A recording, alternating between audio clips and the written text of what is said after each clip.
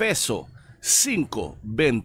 Lagi kayong magpasalamat sa Diyos na ating Ama dahil sa lahat ng bagay sa pangalan ng ating Panginoong Hesukristo. Maraming pagkakataon sa buhay natin na tila dahil sa mga pagpapala, sa mga pagsubok na dumadating, minsan nakakalimutan na nating mag-thank you.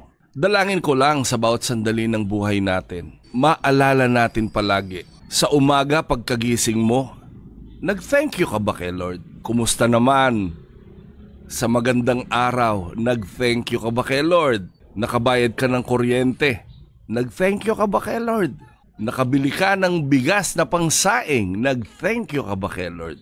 Yung wala kang sakit, nag-thank you ka ba kay Lord? Kadalasan kapag nakakatanggap tayo ng regalo galing sa iba, hindi maubos-ubos ang ating pasasalamat. Pero nakakalungkot isipin na kung sino pa yung talagang nagbibigay ng pinakamatinding pangangailangan natin, siya pang nakakalimutan nating pasalamatan. Palagi nating tandaan, lahat ng meron tayo, iisa lang ang pinanggalingan. Walang iba, kundi ang ating Panginoong Hesukristo. Pagpalain ng Panginoon ang araw na ito para sa ating lahat.